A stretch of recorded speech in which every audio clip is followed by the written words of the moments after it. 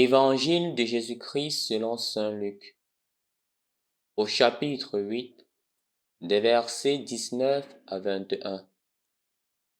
En ce temps-là, la mère et les frères de Jésus vinrent le trouver, mais ils ne pouvaient pas arriver jusqu'à lui à cause de la foule. On le lui fit savoir. Ta mère et tes frères sont là dehors qui veulent te voir. Il leur répondit, ma mère et mes frères sont ceux qui écoutent la parole de Dieu et qui la mettent en pratique. Au nom du Père et du Fils et du Saint-Esprit, loué soit Jésus-Christ. Heureux de nous retrouver ce matin, ce jour, pour écouter, accueillir et vivre cette parole de Dieu, cet évangile que nous venons d'écouter, de méditer ensemble cette bonne nouvelle. Ma mère, mes frères, mes sœurs, ce sont ceux-là qui écoutent la parole de Dieu et la mettent en pratique.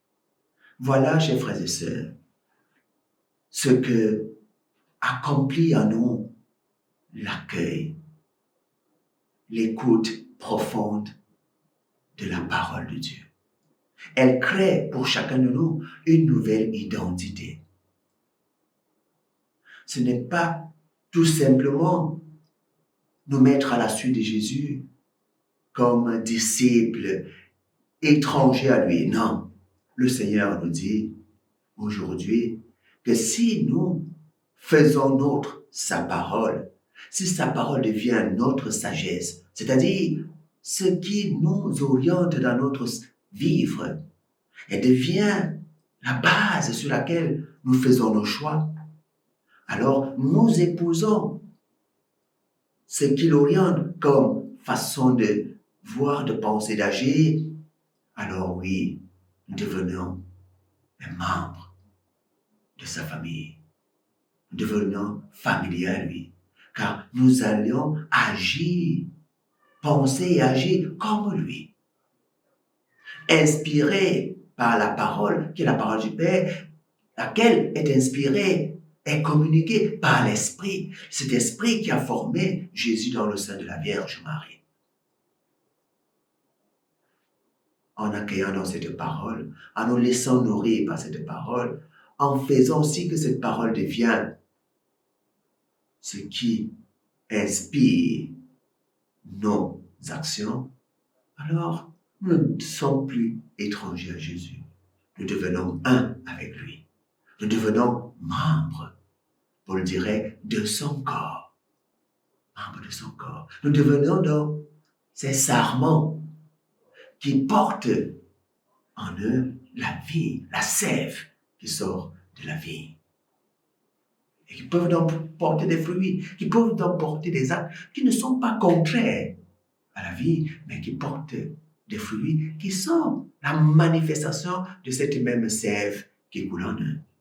Alors le chrétien est celui-là qui est appelé à agir pour révéler au monde Jésus, pour communiquer au monde Jésus, pour montrer que Jésus continue à être présent. Avec quoi? Avec sa vie pleine de charité, sa vie pleine d'espérance, sa vie dans la vérité, sa vie pleine de justice, sa vie qui offre des horizons, des nouveaux départs. Alors, rendons grâce au Seigneur pour cette élection, pour ce choix qu'il a fait de nous. Le baptême a fait de nous, non pas tout simplement des disciples du Christ, mais des frères et des sœurs de Jésus, qui nous obtiennent de vivre réellement ce que nous sommes devenus au baptême. Quand nous voyons, nous chrétiens, l'on peut dire véritablement, Jésus est vivant à travers les membres de son corps, que sont ses disciples. Marie, elle a accompli ce cheminement spirituel que nous sommes appelés à accomplir. Et elle a accompli matériellement. Elle a donné au monde Jésus. Elle a donné au monde le Sauveur, le Fils de Dieu. Mais pourquoi Marie a pu réaliser cela? Mais parce que d'abord, elle a accueilli spirituellement le Seigneur en faisant de sa vie le lieu où la parole de Dieu prend chair. Parce qu'elle a écouté, elle s'est fait la servante du Seigneur. Elle a laissé que cette parole devienne en elle source d'orientation de ses choix. Prions donc, nous aussi, chers frères et sœurs, que nous accueillons à notre tour, de façon sincère, la parole du Seigneur. Elle n'est donc pas tout simplement notre lumière. Elle n'est pas tout simplement, comme nous l'avons suivi hier, ce qui nous permet d'éclairer, d'apporter clarté autour de nous, mais elle est aussi ce don-là, en vivant selon elle, de devenir le corps, les membres, les frères, les sœurs de Jésus. Devenir les mères de Jésus. Oui, c'est à nous de donner Jésus au monde aujourd'hui. C'est à nous, chrétiens, d'aider Jésus à continuer son œuvre de rédemption.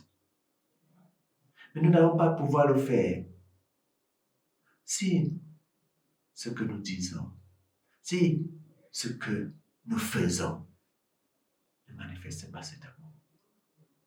Alors même s'il y a un seul chrétien dans nos familles, dans nos boîtes, dans nos sociétés, dans nos milieux de vie, que le Seigneur obtienne à ce chrétien-là d'être ce ferment, d'être cette levure qui fait lever la pâte. Une pâte qui devient une vie en plénitude, une vie dans la joie, une vie dans le bonheur. Alors oui, nous aussi, nous continuerons à révéler Jésus-Christ dans notre monde d'aujourd'hui. Alors nous allons agir, non pas comme des personnes étrangères à Jésus, mais comme ses frères. Que son esprit habite en nous, que son esprit nous fortifie dans cet élan, et surtout que nous ayons la joie de devenir membres du corps du Christ. Alors ne donnons pas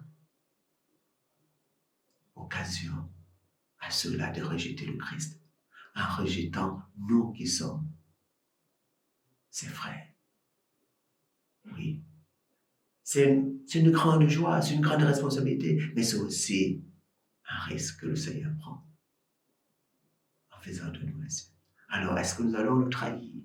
Est-ce que nous allons dire au Seigneur qu'il s'est trompé en nous établissant ses frères et sœurs, en nous appelant à cette grande dignité? Nous avons mérité la confiance qu'il a posée en nous. Et portons des œuvres qui vont manifester au monde qu'effectivement, nous sommes du Christ. Nous sommes avec le Christ.